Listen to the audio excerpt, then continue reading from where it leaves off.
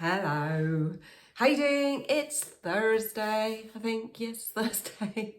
Hi. I hope you're having a good week. I hope you're really well. I hope you're feeling good. I got my water here for my coffee break. I'm trying to detox a bit at the moment, so just on the water. I hope you are looking after yourself too. So one of the videos that has been requested by someone from Peace with PDA is to do some tapping on fighting siblings. So this one is with me today and I really want to bring you something, but I think it's going to be a bit of an exploration, a little bit of a teaching moment EFT wise, and a little bit of tapping as well. So I hope that's okay. So just to be fully transparent, my situation as a parent is that we have one child. Okay, so I have not been in the lived experience of having a sibling with my PDAer.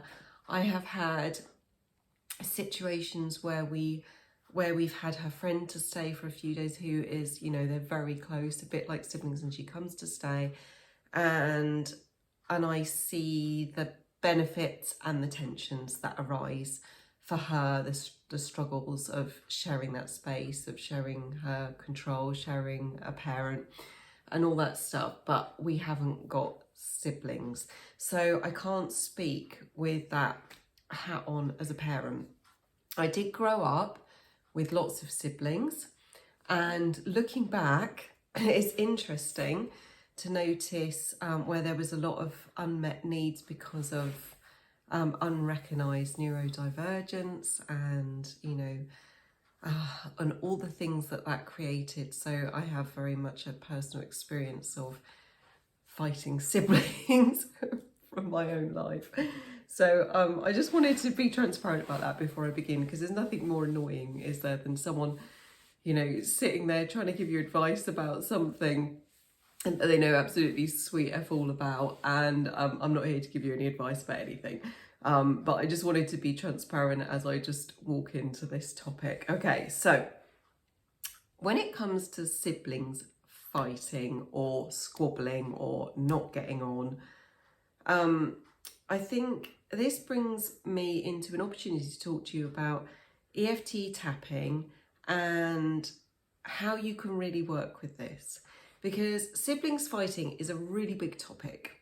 And I want you to think of that as being a bit like a tabletop. Okay, so we call that siblings fighting.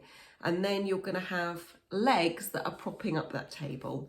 It might be quite a peculiar table. It may have many legs, let's just be creative here. It might not have 4 legs or whatever your standard table is, but it's got legs propping up the table. And we really need to find what those legs are and start tapping on those, because if we try and just tap on this whole tabletop area, it's too vast, it's too general, and we don't really get to where we want to go. So that journey is a bit of an individual journey, but I want to explore some ideas to invite you into your own journey. And then I will come back at the end to do a little bit of tapping that is maybe general enough to reach you where you're at with this topic today. So the kind of things that I'm talking about, that are those legs propping up the tables, are our own lived experiences. So I talked about, having siblings. And so your own lived experience of having siblings or witnessing siblings, what are your expectations?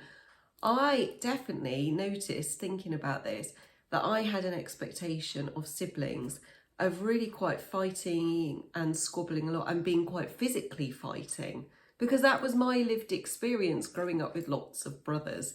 And but when I think about it, it's not actually a very logical thought, because although it can be the case, I had a best friend, for example, who had one sister, and although they had some tiffs sometimes, a little squabble, they didn't fight, didn't physically fight. So it's not accurate, logically looking at it, to say all siblings fight physically. That was like an assumption that I had turned into a concrete belief because of my lived experience. So we need to look at our own lived experience.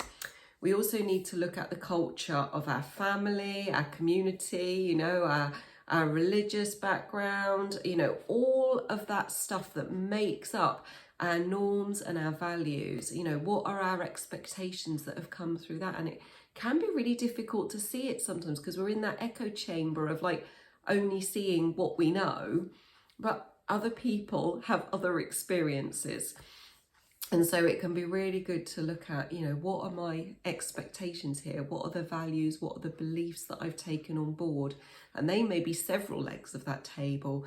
There might be somebody that comes to mind who's had a very big impact on you, who has very particular expectations or judgments, or you feel a lot of pressure, even if it's an internal pressure from, you know, such as a parent or a key person in your life that, you know, held very strict values about how good siblings should behave, or how a family should be made up, how a family should look, you know, how we do things together, or how we share. And, you know, these are all kind of topics that can be taken individually, and this is a, you know, a long-term exploration for you as a parent.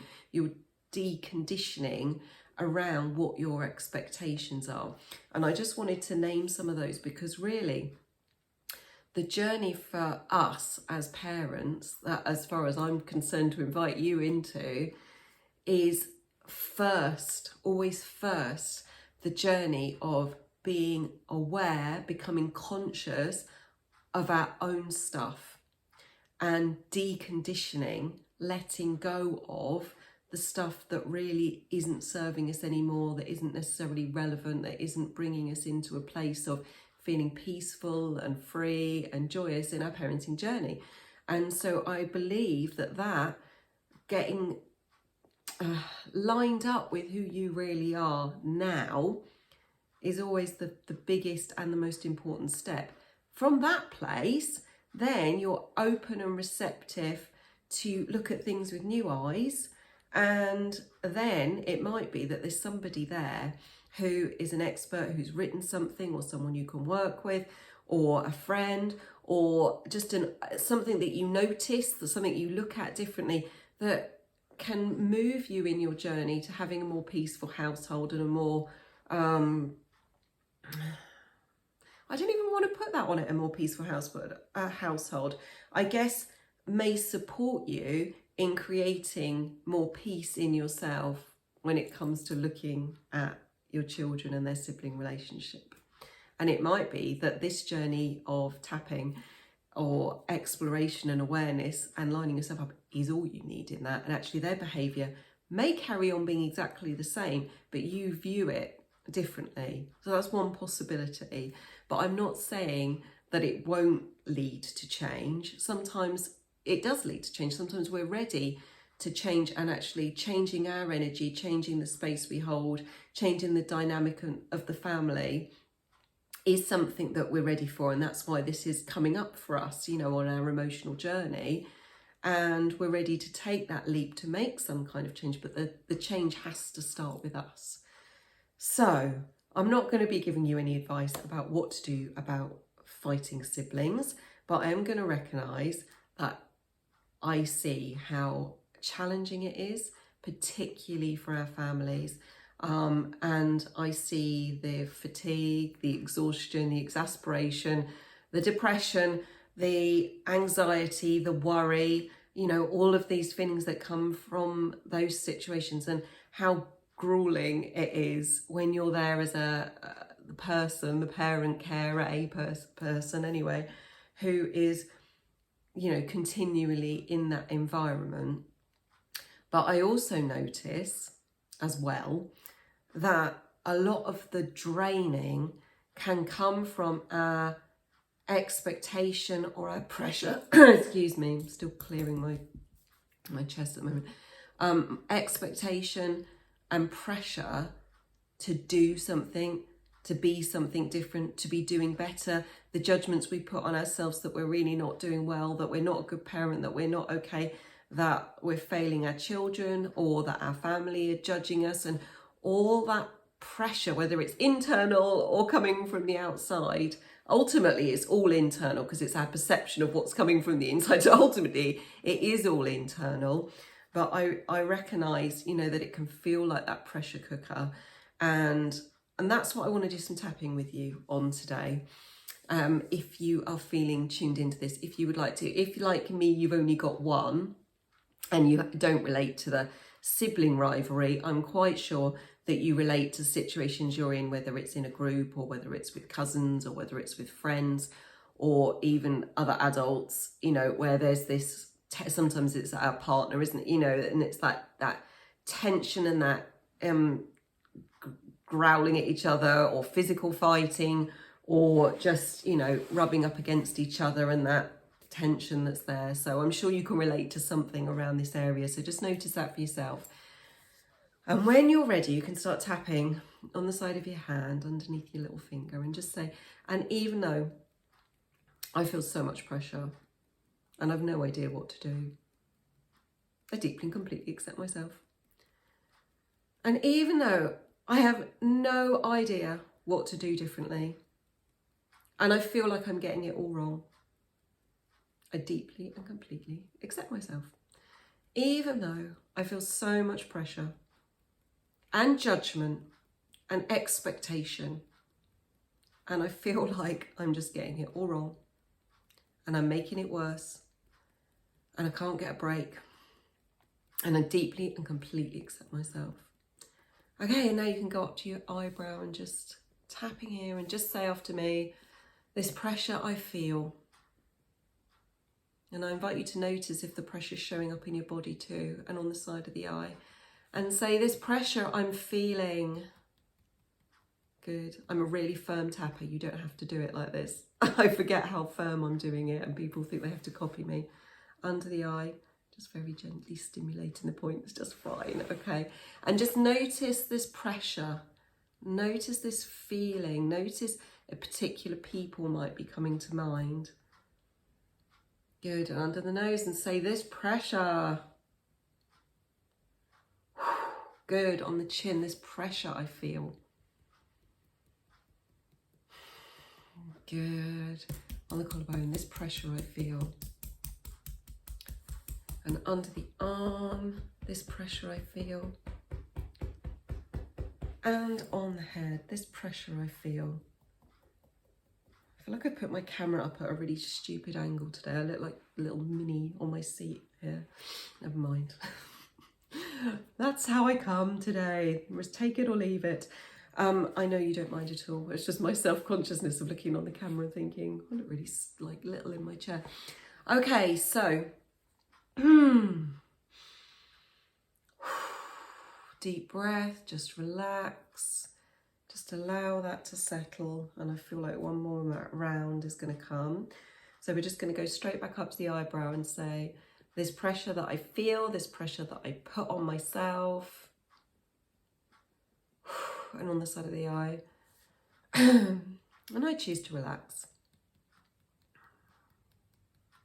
Under the eye. With this pressure I feel and this pressure I put on myself. Good. Under the nose. I choose to just let it go right now. And on the chin. With this pressure I feel. To hold it. To be in charge. To be in control. To make it be smooth. To make it be calm. I feel responsible. I feel this pressure. And on the collarbone, and I choose to relax. I choose to let it go. I choose to just let it go. What if it's all okay? Just as it is right now. Under the arm. With this huge pressure I feel. This responsibility. Good, on the head. Just getting curious, what would happen if I just let it go? What if I just relaxed?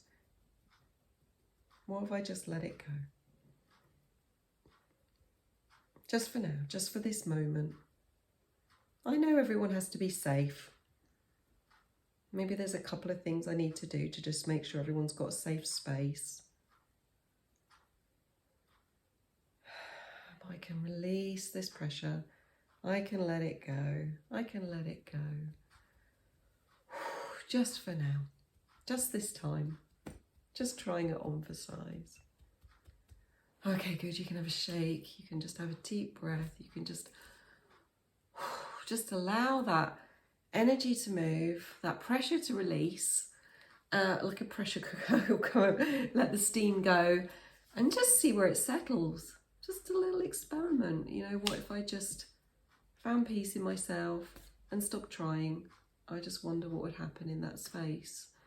And it might be that another one of those legs of the table, you know, shows itself up and says, but what about this? What about this? What about this? And that's okay. And then that's your journey to take with the EFT tapping if you want to go back and look at some of those and just, you know, explore further with this. Okay, I hope that helped you. I hope that supported you today. Lots of love. Have a really good one, and I'll see you tomorrow. Tomorrow is Friday cards. And if you catch the video, I do a bonus card and a little tap with that.